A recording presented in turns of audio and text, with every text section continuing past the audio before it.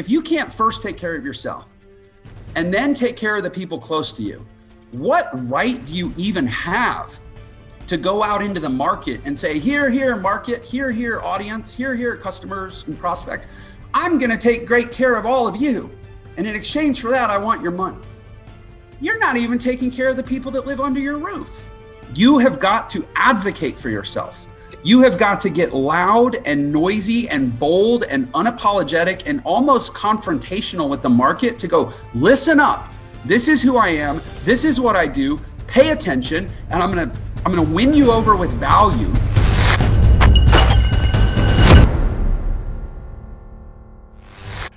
Hi, everyone. Welcome to another episode of The 2%, where we're interviewing peak performers in all walks of life to help decode excellence so that you can reach the top of your game in whatever it is that you're doing without sacrificing the things that matter most. And I'm super thrilled to introduce to you today my guest, Jeff Lerner. Now, Jeff has so many fascinating things to share with us. He's the founder and the CEO of Entre Institute, which to date has already trained up over 120,000 people, helping them build online businesses, create awesome lives, and also doing that, as I said earlier, without sacrificing the things that matter most, without sacrificing, for example, their health and relationships. And on that note, Jeff is also married, the father of 4. And before he was doing all of this, his big passion was the piano, which I'm sure he'll share a little bit about today as well. So welcome to the show, Jeff. Absolutely thrilled to have you here. So grateful to be here, Eric. I'm grateful for the invitation and the time. Yeah, thank you. So we were just having a really interesting chat right before we hit record. And you were talking about how the day didn't go to plan, and you missed doing some of the things that you normally would like to do in a day. And then you had 48 minutes before this interview was going to start, and you had a choice. Tell us about the choice you made. Yeah, I'm happy to, because it sums up a lot of how I try to live my life, and I think a lot of the concepts that you talk about on this show. So I had 48 minutes. Anybody that's watching visually can see I'm in what looks like a hotel room. I'm on vacation. I'm in Las Vegas. I'm here with my wife. It's actually the first getaway we've had in a long time with no kids. So last night, we hung out, we stayed up a little late. And this morning, plus when I'm here, the time zone's an hour earlier. So my meetings start an hour earlier. Plus the gym here at the hotel doesn't open until 5:30, which doesn't really give me enough time to do my normal morning routine. Normally I start the day at 3:30, but I can do that because the gym's 24 hours. So it's like these little hiccups in your life where circumstances, disrupt the plan. So I was sitting here, I just got off a long morning of meetings, and I had 48 minutes until this show was going to start. And I was thinking, okay, what do? I can either, have a cup of coffee, kick my feet up, mentally regroup or refresh or recharge, or the things that we tell ourselves that are code for Slack. And, instead, I said, okay, I'm going to see how much I can cram in the next 48 minutes. And in those 48 minutes, I put on my workout clothes. I literally ran down to the gym. I did as many sets as I could squeeze in of bike sprints with pull-ups back and forth. I got in 6 in about 24, 25 minutes roughly. While I was doing that, there was another thing on my to-do list today, which was to proofread my book. I just got back from the editor with some edits. So obviously I can't do that while I'm running back and forth in the gym. So I used the speak function on the iPhone to highlight the text. And I had Siri reading my book to me the whole time I was doing it. Then I got done. Then I sprinted back up here, took a shower, changed clothes. Also, my wife had just gotten back from shopping. So I even had a minute for her to show me what she got. And I got some vlog footage because I was behind on vlog footage for the day. Showered, changed, back here, boom. And as you can attest, I was on to the minute when I was supposed to be. And the reason I share that story is I think those little windows of time that exist in the life of everyone, every single one of us, including those of us who don't have enough time, we all have these pockets of time, whether it's 15 minutes between a meeting, a 20-minute drive from point A to point B, a 60-minute lunch break that if we had planned ahead and had our meal prepared, we could probably handle in 15 or 20. Like I'm really obsessed with maximizing those little windows of time. And what I find is you make a game of it and it's fun. And truly in that 48 minutes, I got as much meaningful stuff done as, reasonably some people do in a half a day.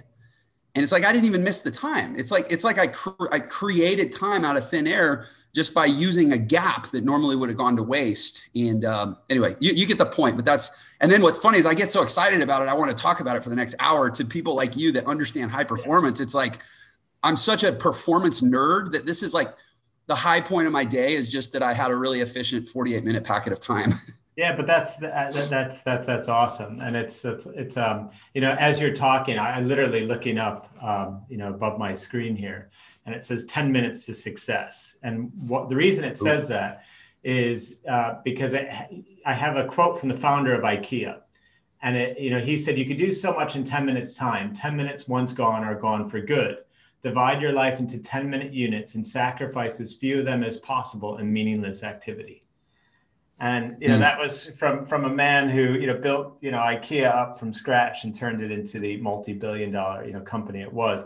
Very similar to what you're saying there, all about, protecting his time as his most valuable asset and making the most of it, wasting as few of those increments as possible. Now, a couple of things that I love with what you said there. So you used the word plan, and a lot of time, and I used to do this with myself. I used to, if my day didn't go to plan, I'd feel really bad about it. And, the rest of my day could kind of like go to crap. And then I had the insight, and it sounds like you're actively practicing this, that a great day isn't, a day that goes to plan per se, but a day in which you operate at your best despite whatever you have planned. Oh, yeah. Yeah, right. yeah. And so I really got that vibe from you when you said that, because it's like, okay, I have a recovery opportunity here. How am I going to make the best of it? Right. But stepping back, if we talk about plan from like a more macro level, so can you tell us a bit about your life? Because the life you're leading right now wasn't planned. How did you get here? Like, what's the backstory? Yeah, well, one of my favorite sayings is, well, there's two related to plans. And by the way, it's not planning or failing to plan is planning to fail. That's not one of my favorite sayings about planning. It's no plan survives contact with the enemy. It's a common battlefield statement. And then Mike Tyson's famous line that everybody has a plan until they get punched in the face. So yeah, I mean, the life I live, I wouldn't say it's a happy accident. I would say it's a convergence of happenstance and intention, which is life. And yeah, I mean, so I'm this founder, and actually when we submitted that bio to you, I was the CEO of Entre Institute, but I actually take it as a further evolution and sign of progress that I'm not anymore. I'm actually the CVO, Chief Vision Officer. Oh, wow. I was able to, have a business partner, and frankly, he's better at details than me. And so he's in his lane of genius running the day to day, and I get to essentially be the figurehead and the evangelist and the content creator for what we're trying to do in the world, which is my sweet spot. And yeah, we're a big company. We have a staff of 150 people. We have our goal is a 9-figure run rate this year. Our goal is to enroll 250,000 students this year. Like, it's a big business. And it takes a lot to manage, but I am really, really committed to, like you talk about, the things that matter. And by the way, I think work is one of those things that matter. I think a lot of people have this false dichotomy in their mind that I'm going to do my work in order to support the things that matter. And I think that's a really sad state of affairs, because for most people, you're going to spend the majority of your life doing your work. Yeah. And most adults are going to spend more time with their work than they do with their families. That's just how it goes. And so if work is this constant sacrifice to fulfill the things that matter, I think that's the biggest opportunity squandered imaginable in a life. And one of the things I'm committed to doing is with the work of Entre is proving to people and empowering and teaching and equipping with the tools to create a life where the work you do can be part of what matters in your life. And be well compensated for it, to be clear. So, how that all came about. I mean, like you mentioned, I was a broke musician, or I was a musician. You mentioned I was a musician. I guess I'm adding the part that I was broke. In my late 20s, I ended up almost $500,000 in debt. I had gotten this entrepreneurial bug as a piano player, working with and playing in the homes of really successful people. I played private parties. I got booked into these homes, and I ended up playing piano for several billionaires, lots of CEOs, founders and lead operators of Fortune 500 and Fortune 100 companies. Anyway, I got this entrepreneurial bug because I was like, man, all these, I'm sitting here, I'm 24 years old in the early 2000s, 2002, 2003. And I'm playing piano in like 10, 15, $20 million houses, which would be like $50 million houses today. And I'm like, who are these people? Well, they were all entrepreneurs. They were all people that started businesses. They weren't people that had, gone to Wharton and gotten an MBA and gotten a job and climbed the ladder. And I mean, those people were at the parties too, because usually they worked for the guy that was hosting the party. Mm-hmm. But I just got this bug planted of like, I love my life because I'm creative and I get to make music for a living, but I don't love the struggle. And so I'm going to try to keep that element of creativity and improvisation. I was a jazz musician, so I literally improvised for a living.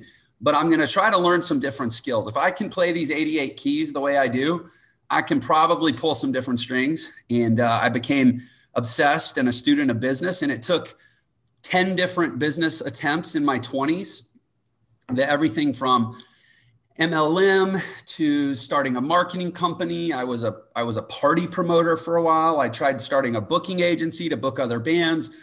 I tried flipping houses on credit cards. I tried originating mortgages. I tried phone sales, creating my own little gig to do, to sell over the phone. I tried doing door-to-door marketing in college towns with a different product I created. Like, it was a long litany of quote failures, but I had the wisdom from these billionaires that I had played for ringing in my ears. When I used to go to the gigs, I would take a notebook and I would try to corner whoever's party it was and get some mentorship from them. I'm like, how many 24-year-olds have access to billionaires, right? Yeah.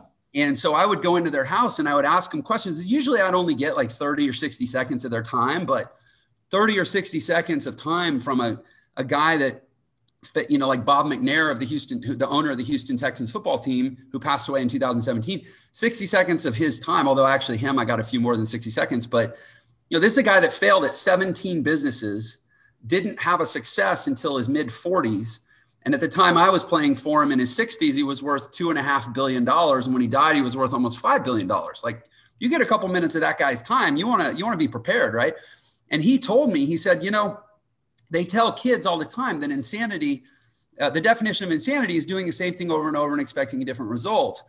He said, fortunately, I wasn't in school that day. I missed the memo because I started 17 businesses before I got it right. And so I was fueled by that and some other great advice I'd gotten from people that the only real failure is a mistake that you don't learn from.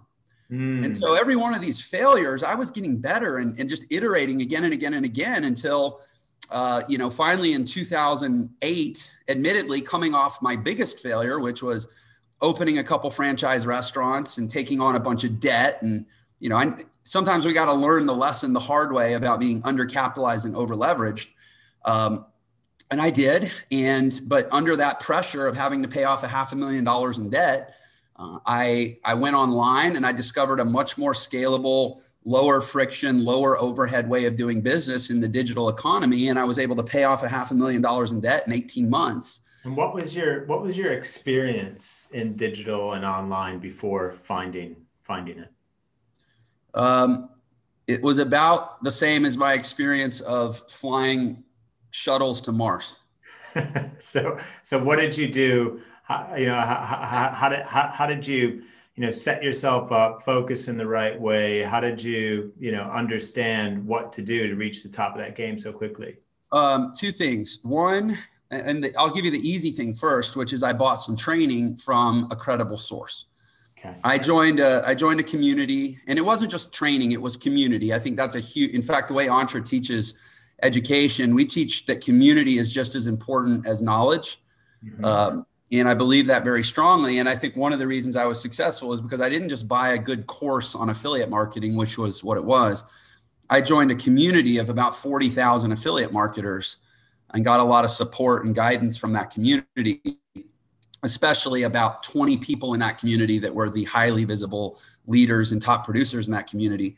But the other thing I did was, and this is probably the truth that everybody needs to, but may not want to hear, is I worked like a maniac. I had, when I taught myself to play the piano. I dropped out of high school when I was 17 years old. I started playing piano when I was 16.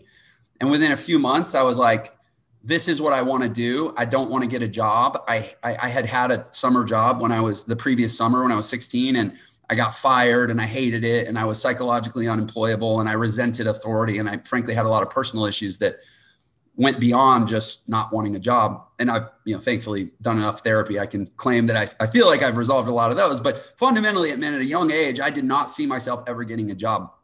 And, so I dropped out of high school and had a conversation with my parents. It wasn't like some act of rebellion. It was like, listen, Mom and Dad, I think this is a better path for me. Let me pursue my music. Let me build a life doing this.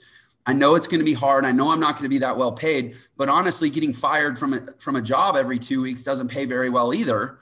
And that's the life I see for myself if I go enter the traditional path. And I need time. So let me drop out of school because I just started. I'm 17 years old and I have a lot of making up to do if I'm ever going to be good enough to play professionally. Yeah. So they were okay. They actually withdrew me from school my junior year. And I just started practicing like a maniac. I was self-taught. Nobody would take me on. I was almost a college age piano student who'd never played before. So all the really serious teachers, they were interested in working with 5 and 6 year olds that they could groom on a path to play in the Van Cliburn competition or whatever. And so I was self-taught for 3 years. I taught myself to play piano out of a book called The Jazz Piano Book by Mark Levine. And I made flashcards teaching myself harmony and chords and just, man, I practiced 10, 12 hours a day. I practiced so much I developed arthritis in my wrist, but that came years later. But, ultimately after 3 years, I was able to get into a conservatory level college music program at the University of Houston. And I graduated. It took me 10 years to graduate with a degree in music composition and an emphasis in jazz piano performance. Mm-hmm. And I had this great career in my 20s. And the reason I'm saying all that is, this thing right here, a keyboard, right? Yeah. I knew from a deep base of experience that you give me enough time sitting at a keyboard and I can accomplish the unaccomplishable. Because when it had taken me 3 years to get accepted into the University of Houston. And that was a semester, an audition every semester. So twice a year I'd audition, 6 auditions it took me to get in. The first 5 auditions, every single person on the piano performance panel told me I was crazy and that I needed to find something else to study because nobody can start piano as late as I did and actually enroll and become a professional. And I don't know why I believed they were wrong, and they were. And so fast forward, whatever it was, 12 years when I'm sitting at another type of keyboard going, okay, now I'm $500,000 in debt and I have a $400 course that I bought and the equivalent of a Facebook group that I belong to. These are my tools. What can I do with this? I just knew that, if I push the drill long enough against the wall, eventually it'll bust out the other side. And that's what I did. And it took 18 months, probably 12 to 14 hours a day of affiliate marketing to pay off that debt. And, now as a teacher, like you said, I've enrolled over 120,000 students. And the number of people that I see with a willingness to work like I did is I could count on maybe my fingers and toes. And how long, for the person who's listening who wants to make that entrepreneurial leap, do they, in your mind, need to have the stamina to work 12 to 14 hour days for a decade? Or is it for a period of time? Where's the balance come into the equation, and what's your view on that? I mean, if you're $500,000 in debt and you have basically 2 years to pay off the debt, or else the federal government is going to come seize everything you own because they were SBA loans, which means now you owe the US Treasury the money. That's a gun to the head. Then yeah, you might need to, right? I mean, I'm not, my desperation and my dire circumstances was my fuel in many ways. But no, I mean, the reality is there's a lot of different tools now that didn't exist back then. Back then, if you wanted to build a sales funnel on the internet, I mean, one of the first things I did was I went down to a used bookstore and I found, HTML for dummies, CSS for dummies, JavaScript for dummies, and PHP for dummies, and MySQL for dummies. 5 different books on coding and databases, server-side coding, front-end coding, UX, like user experience. I mean, I had to teach myself to become a competent technologist before I could even get to the starting line of building an online business. That was in 2008. Yeah. Now, I mean, people tell me how hard it is now.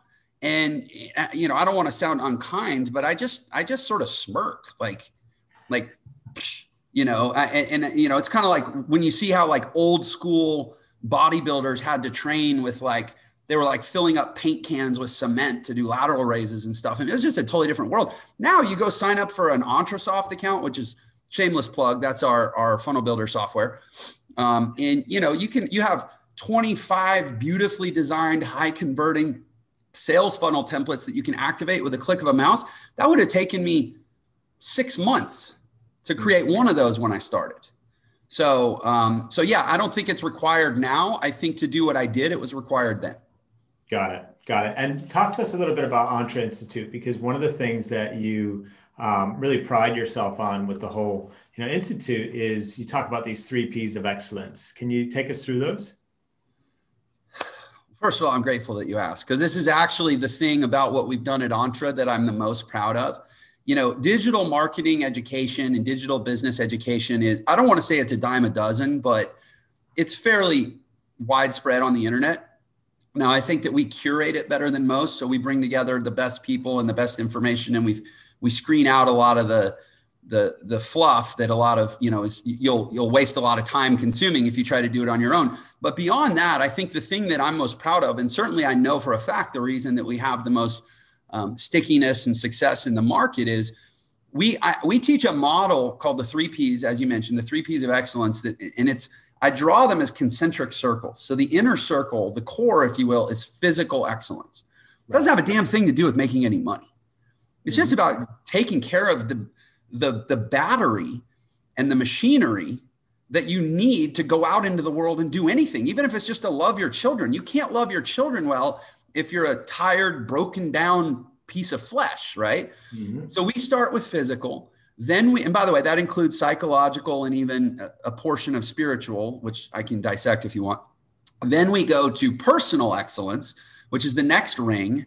And that involves relationships, first of all, relationship with self and relationships of direct impact. And the way we define it is anybody that you have, what I would call an energetic exchange with, or limbic resonance in psychology. But it's what you and I are doing. It's somebody that you talk to and you create a shared energy, and your space bubble bumps into their space bubble, physically or virtually, right? That's direct impact. That's personal excellence.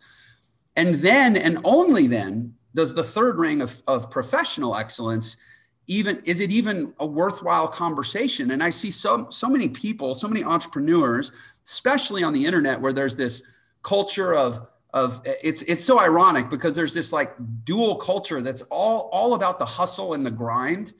Yeah. But yet it's all about the sexy, unrealistic marketing claims like, yeah, I'm on my hustle, I'm on my grind, and I made $1 million in 60 days, and I can show you how to do it too, right? Like this, they coexist, and neither one is the truth. The truth is actually neither and both of those things, which is you can get extraordinary results and compress a lot of time if you commit to excellence, but you have to commit to it in that order because, I only sleep 5 hours a night. And a lot of people, and I used to be like an 8 to 10 hour a night guy when I was a musician. And people are like, how do you do that? Because the first thing I do every day, and the number one box I check every day, is great physical self-care. That's why I did what I did in those 48 minutes. I have to work out every day.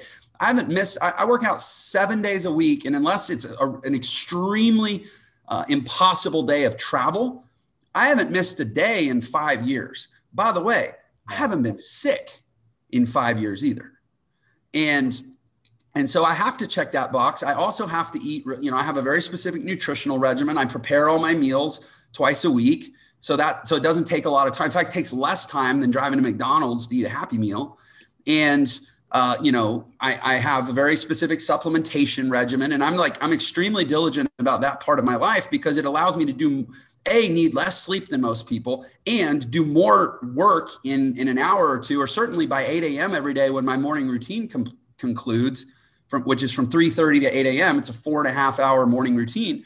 I've usually done more than I think most people do all day. And so that's physical, then personal, how you take care of your family, how you connect with people. Are you empathetic? Do you know how to listen in a way that builds connection to people? Are you unnecessarily power imbalanced in the way you communicate because of insecurities or ego issues? Getting all that stuff worked out. And then you can go out to the market and deliver a ton of value and produce with great energy and produce great energy in such a way that the market's going to resonate and align and feed back to you a fair exchange for the value you're putting out, which for most people is what they want, which is money. But it has to go in that order. And so many people in this hustle and grind culture are like, I'm going to work, I'm going to grind until I get the results so that then I can fix my personal issues. And then I can fix my physical issues. Then I can fix my psychological issues.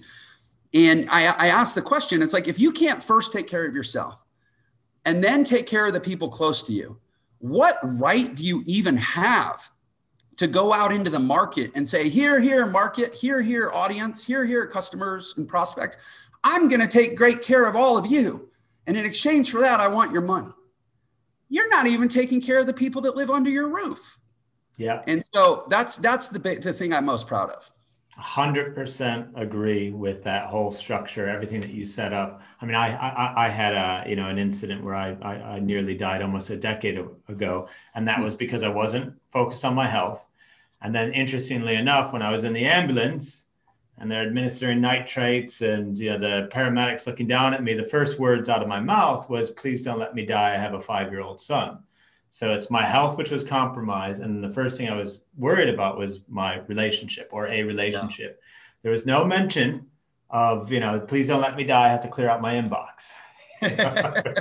So I really love how you structured things with that. And I could see a lot of similarity in our thinking. I was really curious when you talked about the morning routine, because that sounds pretty darn epic from 3:30 to 8. Borderline, I think some people can listen to that and go, oh my gosh, it doesn't sound epic. It sounds exhausting. But what's your, response to that? Like, what two questions really. What do you do during that routine? And how do you keep it so that it isn't exhausting, so that it's energizing? Yeah, it's not exhausting at all. In physics, there's two things that decrease. Well, there's really one thing that decreases resistance to motion, and that's inertia, just continuing in a straight line. And inertia is a complex calculation of, momentum, velocity, and direction. Yeah. So when I look at my life, I say, okay, how do I keep momentum? It's do the same thing every day. I wake up, I don't have to think about what I'm going to do day to day. It's always the same. I wake up at 3:30. I count to 5. I have to have my feet on the ground by 5 seconds, or else I need to go back and watch Mel Robbins' TED Talk on the 5-second rule. Nice. Because I know that if I give myself 5 seconds to talk myself out of getting out of bed, I won't. So I wake up at 3:30, feet on the ground by 3:30 and 5 seconds. I have an audio, I usually put on an audiobook while I'm prepping for the day. I get my supplements organized. I get and I have my supplements pre-bagged in 1 week at a time. So all the vitamins are in the bag. I just grab the bag. I take there's a few I have to take before I eat. I mean, it's like we could spend 8 hours and I could explain to you the minute by minute breakdown of my morning routine. But at a high level, by 3:40, I'm already listening to an audiobook. I'm already prepping for the day. I'm setting intention around nutrition, physical work, personal work, professional work. I make my plan for the day. Any variables that I need to account for, I always try to account for the night before. Right. So that I can wake up and just go right into it based on the previous night's plan. And then I'm on my way to the gym. I'm at the gym by 4:30. I work out for 1 hour. And it's literally crafted. I spend 15 minutes rolling out, alternate, one day I roll out upper body, the next day I roll out hips and lower body. And then I have 45 minutes of, pretty aggressive, like I think of it as like HIIT weightlifting, where I'm weightlifting, but I'm doing it quickly in high reps to keep my heart rate up the whole time. 5:30, I'm done. I'm in the car by 5, or I'm at my office by 5:35 because it's right by the gym. I practice piano. That's still a deep passion. And I consider it an essential part of my personal development, that I have to play piano every day. Because you think about it, so that I do that for an hour and I'm done at 6:35. So now by 6:35, in the first 3 hours and 5 minutes of every day, I've done the 2 hardest things I'm going to do every day. Physically, I've done the hardest thing, and mentally, I've done the hardest thing. Right now, I'm working on La Campanella Etude by Franz Liszt. Most people probably don't know what that piece is. Go look it up on YouTube. There is nothing I could work on the rest of the day that would be any harder than trying to work on that piece. Wow. And so I've done the hardest work. By 6:35 a.m., it's like all downhill. I'm home by 6:45. I take my daughter to school. She's got to be at school by about 7:15. Sometimes we grab coffee on the way if we have a few extra minutes. And then I'm home by 7:20. My other kids are up. I spend time with my other kids, especially my 4-year-old, from 7:20 to 8. Usually I'm showering, but she comes and hangs out in there with me and we talk. And sometimes she wants to wash my hair, and like we have a whole routine. It's really cute. And eventually she'll get older and it won't be appropriate, but she's 4 right now. It's a lot of fun. And then by 8 o'clock, I'm on calls and my day starts, and it's all organized in 20-minute intervals till at least 6 p.m. Usually. Occasionally I have longer meetings, and then I go home and then from 6 o'clock till bedtime, which isn't until 10:30. So I still have over 4 hours. I get to be relaxed and kind of decompress and not have to feel so rigidly scheduled, because I do know that eventually you'll go insane if you never have flex time. But here's the other thing. The other thing about momentum and inertia and decreasing friction and decreasing exhaustion is the concept of decision fatigue. Mm-hmm. The other thing that changes, that in physics costs momentum, is having to change directions. Every time an object in motion changes direction, the force that it has to use to change direction gets subtracted from the force that it had propelling it forward, right? Yeah. So that's every time you have to stop and make a decision in this world, you're an object changing directions. Yeah. So by being so scripted and so methodical, I've basically reduced virtually every decision that I have to make on a daily basis, except that, in a case like today when I'm traveling and something's a little different. But even then, I already know what my priorities are. So I don't have to think about what matters to me. I just think about, okay, the schedule is different. How do I squeeze it in? But that's it. It's not, you mentioned exhaustion. My life is productive of energy. I feel better. My immune system is stronger. I get more done than virtually anyone I know. So clearly I'm not tired all the time, even though I get up at 3:30 on 5 hours of sleep. When I first started cognitive behavioral therapy 10 years ago, one of the first things my therapist told me is, he says, Jeff, I don't know if you're into tattoos, but if you are, I want you to get one on your arm that says structure is my best friend. Nice. He said, that's the same advice I give to addicts, to highly dysfunctional people. He's like, there's no one for whom that's not the best advice.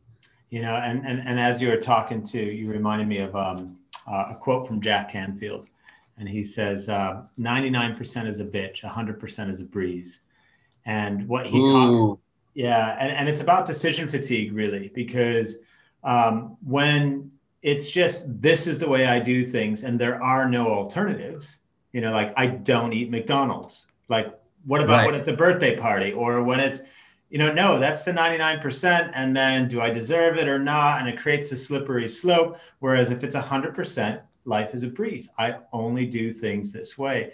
And I was getting a lot of energy as you were talking from basically the structure you're sharing, because I could see how it creates that simplicity and focus in life. I can also then relate that back to how you made that incredible career shift, right? Going from the musician to the failed restaurant franchises, and now you're going into digital marketing. And in a space of 18 months, you went from nobody to, top of the class.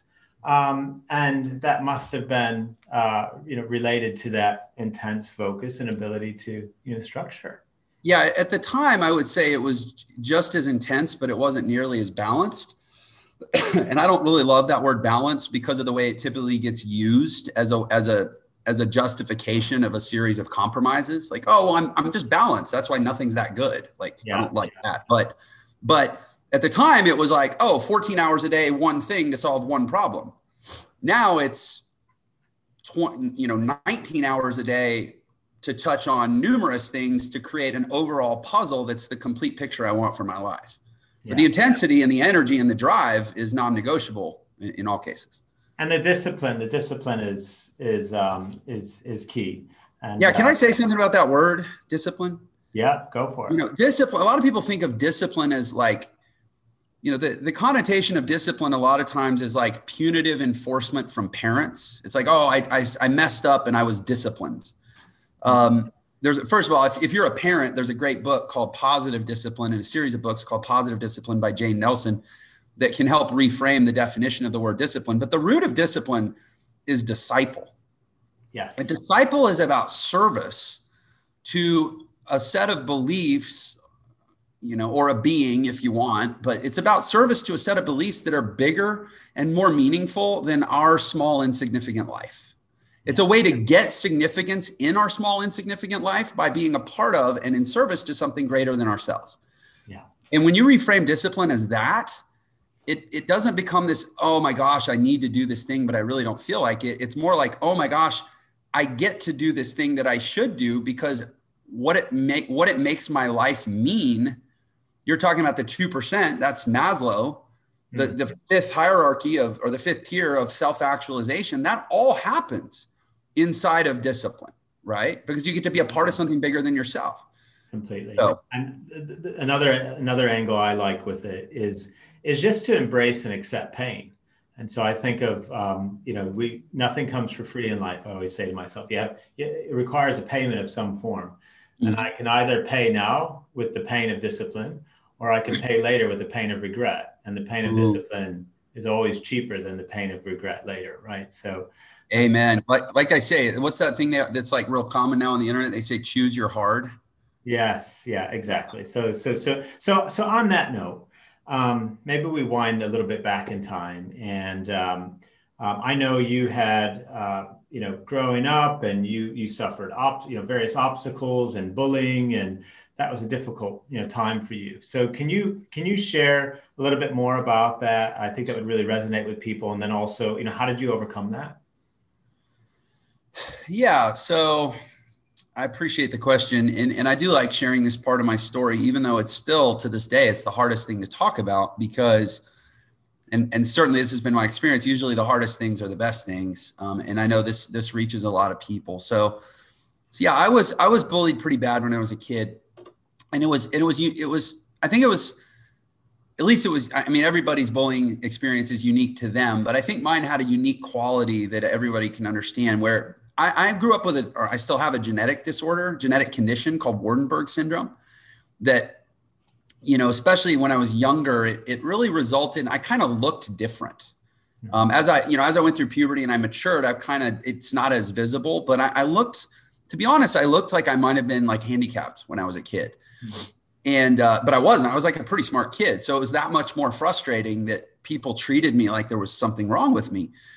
But the fact that it was something that was literally coded into my DNA, it wasn't something I could ever really convince myself was only other people. Like, oh, that's just them. They're just being jerks. They don't, people would say, oh, bullies are just kids that feel bad about themselves and they're just putting it onto you. But I was like, no, there really is something wrong with me. Like that's how I processed it as a kid. Right. And so now I feel like there's something great about me. It's like everybody in this world wants to be unique and I have a leg up. Right. But yeah, that was hard. And, but what I can really only sort of articulate it as in terms of how it played out and how I think it played into who I am now is I was like, if I want to be judged just on the surface of who I am, I'm never going to win just people are how they are. I'm never going to win being judged on the basis of how I look or just who I am, what I wear, how I dress, how I comb my, like aesthetics are never going to win for me. And so I need to reshape the conversation so that I'm being judged based on what I do. And so let me do a lot. Let me do well. Let me perform. And there's some liabilities to that view where you can get burned out or you can be overly competitive but fundamentally the decision that my success in life was going to be based upon performance and production at a very early age. I mean, how many 4 and 5 year olds have the self-awareness to go, I'm only going to succeed in this world in relation to other people if I'm performing at a high level. Oh, that's that would be next level for them to have that, right?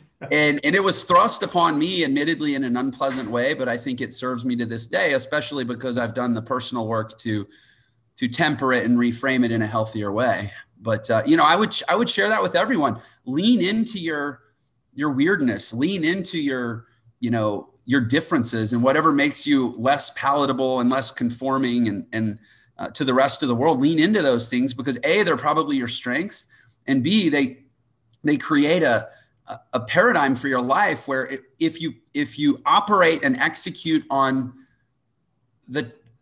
those things well, like if you're weird and you have a quirky passion, or you don't know, like you're like me and you don't know how to dress, like, I don't know, start a brand online that's like, nerd attire and sell clothes for people that don't know how to dress and intentionally sell outfits that don't match, or that's a silly, dumb example I just came up with on the spur of the moment, but like find a way to lean into your weirdness. Yeah. And understand if you do your weird better than anybody else in the world, you'll have any life you want.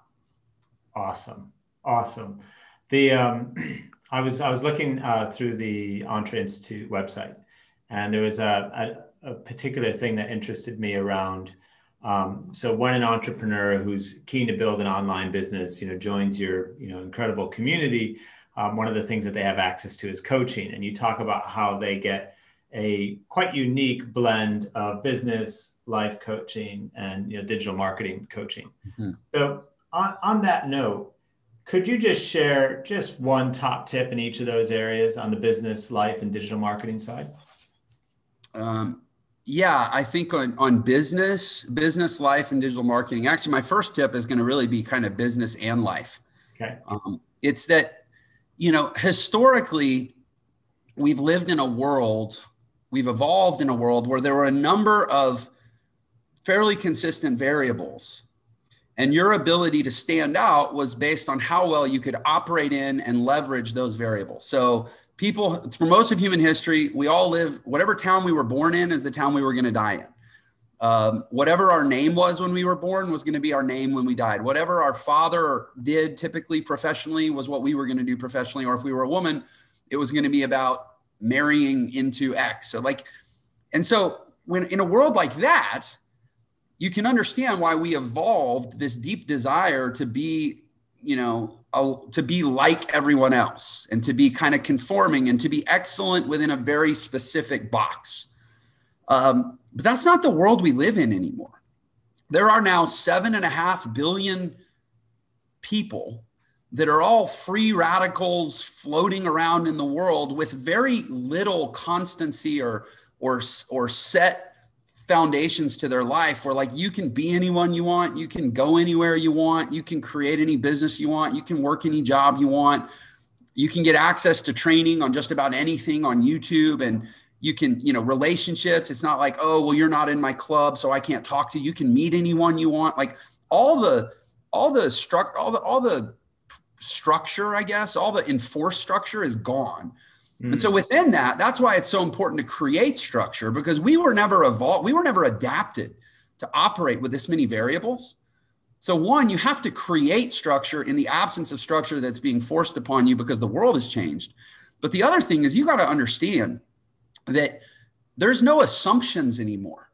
It's not just assumed that because of the color of your skin or the city you live in or the school you went to or the trade that you studied or anything that you have any value, or that the market is valuing what you do in any way, or frankly, that people are valuing you in any way, because everybody has this infinite set of possibilities. And the reason I'm saying all this is you have got to advocate for yourself.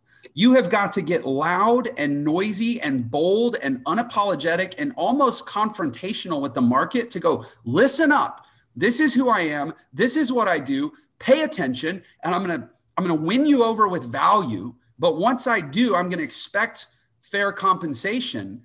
Mm-hmm. And most people are still caught in this. Well, my grandparents told me to like keep quiet in church or don't make a scene, and people are so scared to make a scene that they never get seen. Right. And you have to be pretty boisterous now by a 1,000 times more than you probably did 2 generations ago, just to even be able to afford, a meal at a good restaurant in this world. Otherwise, you're going to live the average bottom of the basement, mundane, humdrum life that's essentially saying, I played small and I took what was given to me. And we wonder why 86% of people self-report as not being very happy in this world. It's because they're not doing a very good job of advocating for themselves. If you read T. Harv Eker's Secrets of the Millionaire Mind, one of the big differences he talks about, one of his 17 wealth files, the difference between rich and poor people, he says, rich people are very, very willing to get up and proclaim their value and insist on being, compensated for it. Poor people, and I don't remember the exact word he used, but basically in his lexicon, poor people are too busy being humble to ever get noticed. Right. So anyway, that's business and life. Yeah. Digital marketing, honestly, it's an extension of the same, only leverage these platforms, produce content, learn the game. Like I say half jokingly, but not jokingly all the time, that every realtor, every chiropractor, every attorney, every auto mechanic, every whatever in the town that I live in of St. George, Utah is lucky that I'm not their competition, because I learned these tools and I'm not afraid to go out and advocate for myself and leverage these tools. I'd be the number one, whatever category I chose to be in those fields if I was just competing in a local market. I mean, I compete in a global market against Tony Robbins and Russell Brunson and Grant Cardone and Ty Lopez. And I built one of the largest private education companies in the world. And I did that in less than 3 years. Yeah. Imagine if all I was competing with was realtors in a town of 250,000 people. But it's not because I'm superior. It's because I'm more willing to, and I've spent more time understanding the tools. And I just think people are spending so much time worrying about and learning all this other stuff that doesn't matter. At the end of the day, learn to write copy and learn to promote yourself online. You can create any life you want from anywhere in the world. I don't understand why anybody's interested in anything else until they have those things mastered. Amazing. And Jeff, if somebody wanted to learn more about you and your programs and all of that, where do they go to? Where do they head to? So we actually if you Google me, you'll find 1,000 pages, but we actually put a landing page together just for this episode because we were so grateful to be coming on to talk about the 2%. So if somebody just goes to millionairesecrets.com/Eric P, ERICP, obviously, yeah, the eponymously named after you, millionairesecrets.com/Eric P, you'll get a total entryway to my world. You can access my YouTube channel, which has over 500 free training videos on it. You can access my podcast, which is, I think, over 150 episodes now. And you can get my free book called The Millionaire Shortcut and download it. And we'll teach you the fastest way to become a millionaire in the new digital economy. Amazing. Thank you, Jeff. That's awesome. Really, really appreciate that. And last question, just to wrap it up. What would be, if you think back into your own life and you think of breaking free from the 98%, entering that realm of people operating at their full potential, that 2%, what was the number one thing for you? What was the tipping point? What gave you that activation energy to break free? So if you read one of my favorite books called The Power of Habit by Charles Duhigg, he talks about keystone habits. These are habits, and they're different. Even though I'm sure many people share the same keystone habit, there's no script. It's different for every person. They have to find their own. But for me, it was figuring out in high school, late, I guess around 8th, 9th grade, that my keystone habit was working out. And realizing if I make myself work out every day, the concept of a keystone habit is it's a habit that predicts how you'll create and perform on all other habits. If I just am in a groove of my life where I work out every day, I start to feel unstoppable. Nice. And if I stop, I feel very stoppable. There's almost like Dr. Jekyll and Mr. Hyde. There's like two different versions of Jeff, and the version of Jeff that is not on his game physically is just a lazy, degenerate. Even my morals get compromised. Like, it's just not the guy that you want, certainly would want in charge of a big company, or even as the breadwinner for a family. And so for me, it was realizing first of all, the concept, and then secondly, what it was for me, that there's certain things you can key into for your life that'll drive execution in all other areas of your life. And that was a big breakthrough for me, because life has to be simple. Like, we're men, we're not that smart.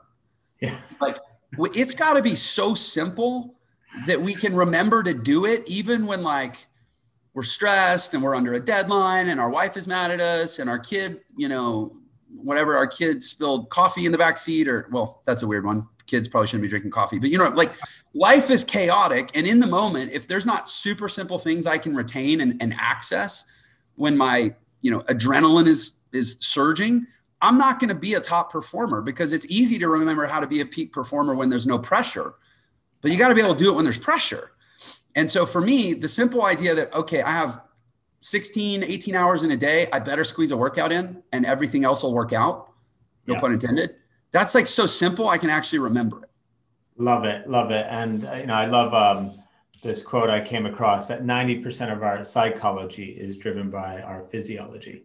And, and it certainly kind of seems to be that you're a disciple of that quote as well. So thank you so much, Jeff, for coming on today, especially given the fact that you're doing this, away for, some time with your wife. So really appreciate that. And looking forward to connecting again soon in the future. And thank you very much. Yeah, this has been great. I appreciate your great questions, and I appreciate that your podcast is really focused on what I think is the most important thing. It's not about how to make average work. It's about how to work your way out of being average, because honestly, average doesn't work. It just doesn't. Exactly. That's the spirit of the 2%, decoding excellence. Thank you so much, Jeff Lerner, everyone. Please do check out the link that he mentioned, which you'll also find in the show notes. So thanks very much, Jeff. Speak to you soon. And if you enjoyed that interview, you're going to absolutely love my next interview. Check it out right here. It's with Anthony Trucks, who's done so many amazing things, former NFL football player, and an absolute rock star when it comes to performing at a super high level. So make sure you check out that interview right here, and I will see you there.